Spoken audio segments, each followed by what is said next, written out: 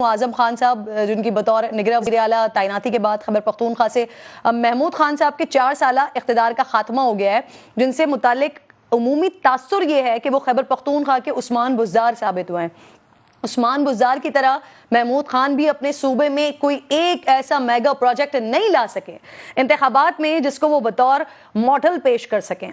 खटक दौर के कुछ मंसूबों पर उनके दौर में काम जरूर हुआ, हेल्थ कार्ड को एक्सपेंड करने में भी उनका रोल किसी हद तक है, लेकिन साथ ही शदीद बद नज़मी, बद इंतजामी और मुबैना करप्शन के इल्जामात का भी सामना करना पड़ा है।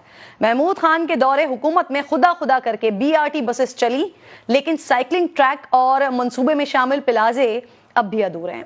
49 अरब रुपए की लागत से शुरू होने वाला मंसूबा 70 अरब तक जा पहुंचा है और फिर ऑडिट रिपोर्ट में 50 अरब रुपए से जायद की बेज़ाब्तगियों का पोल खुल गया है।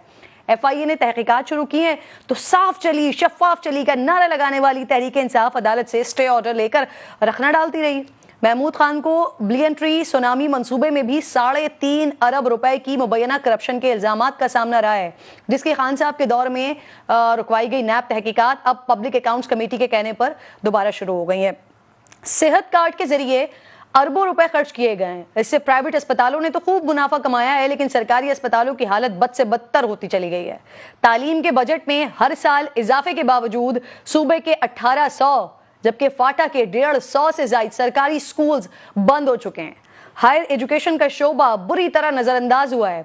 वजीर आला ने अपने आबाई इलाके सवात में 4 नई यूनिवर्सिटीज की तामीर तो शुरू करवा दी, लेकिन पहले से मौजूद सरकारी जामियात की तरफ कोई खास तवज्जो नहीं दी गई। किस कदर अफसोस की बात है कि तालीम को अपनी तरजीह करार देने वाली तहरीक इंसाफ के वजीर आला के पास माहाना तनख्वाह पर सोशल मीडिया इन्फ्लुएंसर्स भर्ती करने के लिए पैसे मौजूद थे, लेकिन यूनिवर्सिटी के लिए फंड्स दस्तयाब नहीं थे। हाइडल पावर प्रोजेक्ट 4 साल बाद भी मुकम्मल नहीं हो सका। अरबाब नियाज स्टेडियम टूरिज्म को अपना बड़ा कारनामा करार देने वाले और स्वात से ही ताल्लुक रखने वाले वजीर आला स्वात एक्सप्रेस फेज 2 का ख्वाब मुकम्मल नहीं कर सके। पेशावर तक DI खान एक्सप्रेस वे का तो टेंडर भी जारी नहीं हो सका है। PTI सूबे में 2 बार हुक्मरानी मिलने के बाद भी सिर्फ पेशावर का सेफ सिटी प्रोजेक्ट मुकम्मल नहीं कर सकी, और अब हाल ये है कि गुज़िश्ता साल सिर्फ पेशावर में ही 2500 से ज़ायद जराइम रिपोर्ट हुए हैं। कलदम तंजीमें दोबारा मुनज़्ज़म हुई हैं। हाल ही में बनू में CTD मरकज़ पर हमला हुआ तो ये खौफनाक इंकशाफ हुआ कि मरकज़ किराए की बिल्डिंग में है और सिर्फ 2 करोड़ रुपए से तामीर होने वाले मरकज़ के लिए हुकूमत के पास रकम ही नहीं है। नेक्टर रिपोर्ट में यह इंकशाफ हुआ है कि खैबर पख्तूनख्वा में CTD को कोई मराहत हासिल नहीं है। शहदा पैकेज के लिए मुनासिब रकूम नहीं है। CTD पंजाब और CTD खैबर पख्तूनख्वा की तनख्वाहों में 70% का डिफरेंस है। 4 सालों में महमूद खान असेंबली में कम और बनी गाला में ज्यादा दिखाई दिए हैं। 4 साल में सिर्फ गिनती कीजिएगा जरा, 9 बार, सिर्फ 9 बार असेंबली में हाजिरी लगाई है।